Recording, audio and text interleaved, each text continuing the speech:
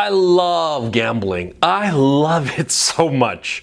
I mean, sitting at like a blackjack table, you know, or at a roulette table, you know, a cigarette or a cigar, a drink, and just like a stack of chips and playing all night. I mean, I fucking love it. Absolutely. I mean, it's almost as good as like a good fuck. And sometimes when you're winning, it's better than a good fuck. Oh yeah. Yeah, I love gambling, but I'm incredibly lucky insofar as gambling is concerned.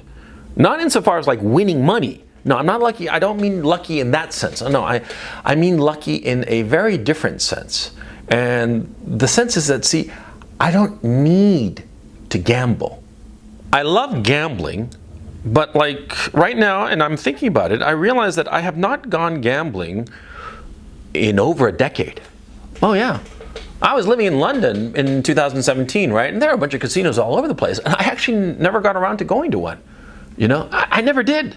And they were everywhere, okay? I mean, point of fact, now that I think about it, there was a casino right on my way between where I lived and my studio. You know, I could have gone whenever I wanted to, and I just never thought about it. Which is kind of weird because, let's see, the first time I went to Vegas, I arrived on a Friday afternoon.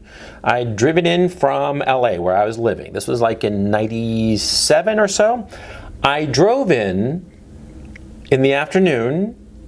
I sat down at the blackjack table on Friday after having eaten something. Like it must have been like 7, 8 p.m. And I didn't get up until Sunday morning. Yeah, it was dawn when I left that blackjack table. Oh yeah, I played 36 hours straight, only getting up to take pee breaks. And that's not the only time that I've spent all night at the casinos. Oh no. There was this one time I went with a buddy of mine. We went to Atlantic City. I was living in New York, right? We drove down to Atlantic City. And we were listening to Frank Sinatra on the drive down, right? And we get down to Atlantic City. We go straight to the bar because we're like, oh, you know, we're listening to Frank Sinatra. We got to drink a martini, you know, like a celebration we got here, right? And of course, martini, you know, if, on an empty stomach, what the hell you think happened? We got drunk. We got drunk right away, okay? And then we went into the casino. Oh yeah, it was memorable. Okay, I went into the casino drunk as a skunk, okay? But like trying to pretend that I wasn't drunk, right? I walk into the casino, I go to the blackjack table because blackjack is my thing, right? And I start playing. And I'm clearly drunk. The dealer knows it, the other players know it. And I keep on drinking while I'm sitting at the table. And I keep winning. Yeah, it was just so fucking bizarre. You know, I kept on winning and winning and winning. And then I started losing. And so I decided, oh, you know, I was in my drunken stupor. Oh, you know, fuck this shit. I'm gonna go to the roulette table. You know, I'll try my luck at the roulette table. Smirk. I'll try my luck at the roulette table, you know, and I'll do like so much better and I'll recover and blah, blah, blah. So I go to the roulette table, right? And I start making these outlandish and stupid bets and I keep on winning. Me and my buddy, we played, I think it was like 2 nights. I mean, we must have slept. We got comped to Sweden and everything. It was great. And, you know, we played for 2 straight nights and I walked away with $29,000. Yeah, that was that weekend. That was a pretty good fucking weekend. Oh, yeah. But of course, like a fucking idiot. See, me and my buddy were like, oh man, it was so easy. You know, we won all this money because he had won too, right? And so we're like, let's come back the next weekend. We'll come with a bunch of guys, right? And we went back with a bunch of guys and fucking lost it all. I lost $5,000 in the first half hour. Okay, and then after that, you know, I started like zipping my debit card to get more cash. I mean, the weekend was a fucking disaster, you know. And in the end, I think I blew like in that second weekend, I blew like $12,000. And then we went like a couple more times to Atlantic City after that, which should have been a fucking lesson, but no, we went back for more and we lost. And in the end, you know, that $29,000 that I'd won that first drunken weekend, gave it all up. Oh yeah, all gone. All the fuck gone. Yeah, and of course, after that happened, after I realized that all the money I'd won was gone, I'm like, fuck this shit, and I didn't go again. I lived in New York City for at least another year. I just did not go to Atlantic City. And I kept getting these calls and emails from the casino I'd stayed. It was, I forget which one. I honestly have forgotten which one it was, but it was one where the VIP guy was calling me all the time, and he was saying, you know, we'll comp you the trip down and the whole thing and comp your stay out, because, you know, he saw a sucker and he knew what to do with a sucker like me, right? And so he kept like insisting, and I was like, no, and just didn't go because, you know, I didn't need it. And this is the interesting thing about gambling. See, it seems to me that there are two components to people who gamble. There's the obsessive part and the compulsive part. Now, the obsessive part is that, you know, basically that you need to stay there and keep on doing it because you enjoy it, the activity of it. You know, you get a little obsessed about it, and you grind on it. And I'm an obsessive in that regard. I like to grind on things and overthink them and analyze them and scrutinize them, and I go and go and go and go, right? But then there's the compulsivity part where you need to go. And see, that part, it's a part I lack. I don't need to go. I am not addicted to anything, okay? I'm not addicted to drugs, I'm not addicted to booze, and I'm not addicted to gambling. I love gambling. But when I'm not gambling, I don't think about it at all. And the point of this video, you got to figure out who you are in regards to gambling. It's very important. See, because there are lots of guys and lots of stories of guys who've lost it all at the craps table, you know, the blackjack, roulette, whatever. Baccarat is a big game in Europe, right? People have lost it all. Enormous fortunes have been lost at the gambling tables. And something that you got to learn about yourself really early on is if you can take it or leave it. And more to the point, you have to understand why you, for whatever reason, need to gamble or don't need to gamble. What is it about you that, you know, latches on to gambling or does not care about gambling? Because it reveals something very important about you. See, everything in life teaches us about ourselves. And you should be paying attention to the great temptations in your life. Gambling, sex, alcohol, drugs. Pay attention to these temptations and see where the hooks, the claws of these temptations latch onto you and where those claws are ineffective. Because that's how you learn about yourself. And getting that knowledge about yourself will help you in other aspects of your life. Because like in my case, gambling taught me a lot about who I am. I don't need to gamble, but when I'm doing it, I focus all of my attention on it, and I do it over and over and over again. Now, this is a tremendously powerful quality insofar as a lot of activities, especially work activities. I'm not somebody who's going to leave things half-assed. I'm going to go to the bitter end and do it in as much detail as necessary, with as much precision and care for every little detail that I need for that particular activity. And I've seen that in myself insofar as, like, for instance, my writing is concerned.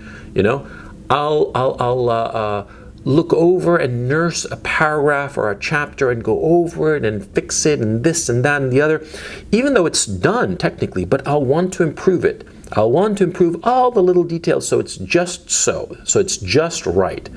Now that is a very, very good quality.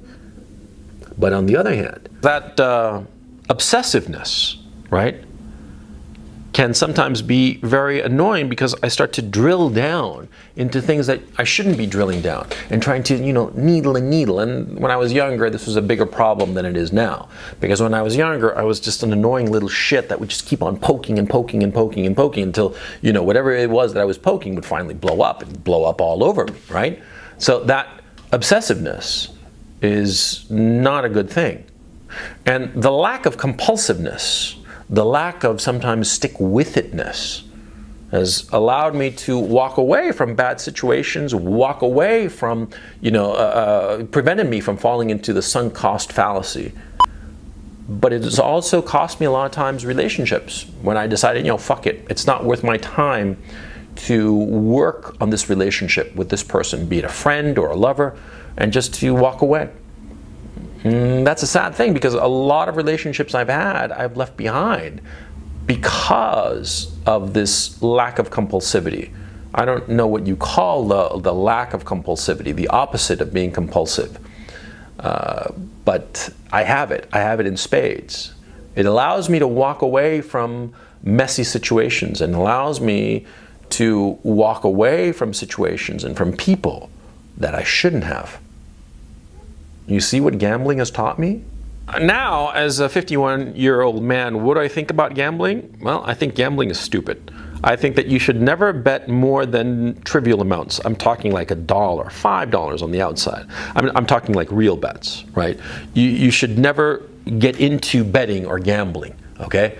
I mean, when people play poker for pennies, that's fine, because it's fun to play poker, and it's fun to quote unquote lose a whole 25 cents. Yeah, you know, it's fun, and it doesn't mean anything. It's not going to hurt anybody.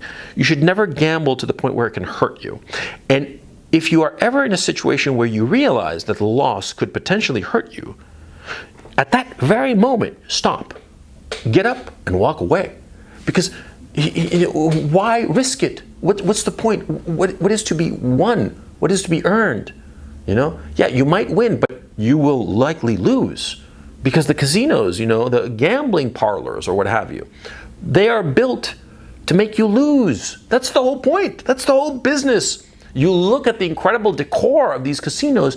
Who do you think paid for that lovely decor and those nice uniforms and those lovely free drinks that the pretty cocktail waitress is bringing you? Who paid for it? Losers. Losers like you and me both. That's who paid for all of that crap. Be smart. Be smart. Stay away from gambling. There's nothing to be won. You think that you can win money. No, you're not going to win money. If you get incredibly lucky, you know, like I did that time that I was telling you, yeah, you'll win. But of course, what happens is that you think that you're smarter than the casino, and you go back and then you lose, and that's what they want. They want you to keep on playing, because the longer you play, the more likely they are to win your money. And do you want that? And then let me tell you a final story about gambling. See, that first time I went to Vegas, right? I'm sitting at the blackjack table, right? We were playing $5 a hand, right? It was Sunday morning. It was dawn, right? And, you know, I knew it was dawn because, you know, I had my watch on, but, you know, around me in the casino, you know, no windows or anything like that, right? And I'm looking at my watch, it's like 4:35 in the morning. And I'm playing 2-3 hands, and there's this couple. They're playing one hand between the two of them, right? And they're consulting and stuff. And the dealer, he's just letting them, because, you know, it's a man and a woman together. And I get to talking to them. You know, there's nobody else around, right? And I get to talking to them, and it turns out that they're playing these $5 hands, you know, $5 minimum bet. And see, they work at McDonald's, both of them. And they say that they're going to be late for their shift that starts in just a little bit, but you know that they're up, and you know they got a hot hand, they say. These were two McDonald's workers, okay? And at the time, you know, each of those $5, well, at the time, the minimum wage was about $5, or I remember the hourly wage was $5 and change. That's what they were playing, every hand. It was an hour of their work, an hour of their lives that they were risking. An hour of their lives, an hour of their labor that they were losing. Because of course they lost. They were on a hot streak, and then they started losing, and then they had to go. And they walked away with nothing. All their chips were gone. The dealer had taken them all with a smile. And they'd had a free drink and what have you. They'd had an exciting time playing, but they were going to go to the McDonald's and spend the next 10, 12 hours working. And then they were going to come back. I remember at the time I was sort of like, holy shit. But, you know, at the time, you know, I didn't really react to it. It's one of those stories and one of those incidents that, you know, only takes on more importance, you know, as time goes by. And as the years go by, I mean, shit, this happened to me in 97, I think. So that's 22 years ago. I mean, I think about that couple. I can see them really goddamn clearly. You know, nice people. They were like Latinos. But they weren't immigrants. They were like second generation or something like that. And they lived in Vegas, obviously. and they worked at the McDonald's together, and they gambled. And what the fuck were they doing? You see? I mean, that's a fucking horror story, if you ask me. Their lives ruled by gambling? Does that scare you? I hope it does. Because it sure as the fuck scares me.